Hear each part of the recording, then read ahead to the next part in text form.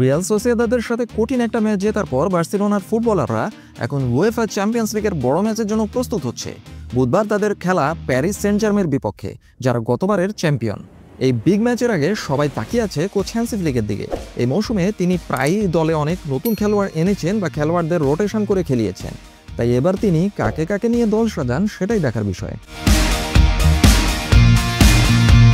কেমন হতে পারে কোচ হ্যান্সি ফ্লিকের একাদশ?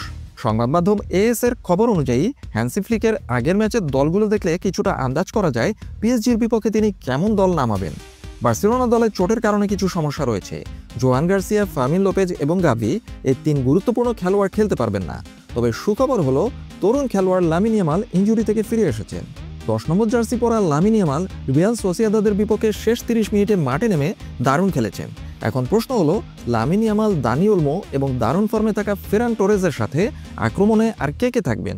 রবার্ট লেভানডোভস্কি মার্কাস রাশফোর্ডের চেয়ে একটু এগিয়ে আছেন, তাই হ্যান্সি ফ্লিক হয়তো এবারও ডাবল 9 কৌশলে খেলাতে পারেন। অর্থাৎ আক্রমণে দুজন স্ট্রাইকার রাখতে পারেন কোচ হ্যান্সি ফ্লিক। তবে মার্কাস রাশফোর্ডের দ্রুত গতি তাকেও খেলার সুযোগ করে দিতে পারে। গোলরক্ষক হিসেবে ভয়েচেক শেজনি এবং রাইট ব্যাক হিসেবে জুলস কুন্ডে নিশ্চিত, কিন্তু বাকি ডিফেন্স নিয়ে এখনও কিছুটা অনিশ্চয়তা রয়েছে।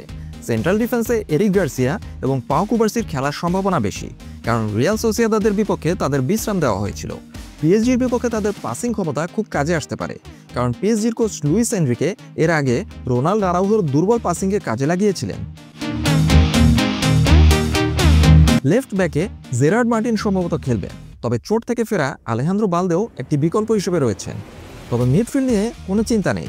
ফ্র্যাঙ্কি ডিয়ং এবং পেদ্রি খুব ভালো বোঝাপড়া তৈরি করে নিয়েছেন নিজেদের মধ্যে।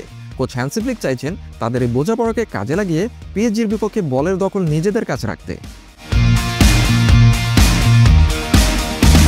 চ্যাম্পিয়ন্স লিগের বর্তমান চ্যাম্পিয়ন পিএসজির মতো বড় ক্লাবের বিরুদ্ধে খেলতে হলে কোচ হ্যান্সি ফ্লিককে খুবই সতর্কভাবে দল নির্বাচন করতে হবে, কারণ ছোটখাটো একটি ভুলের জন্য বার্সেলোনাকে এই ম্যাচে পস্তাতে হতে পারে। একথা নির্দ্বিধায় বলা যায় বর্তমানে পিএসজি বিশ্বসেরা ফুটবল ক্লাব।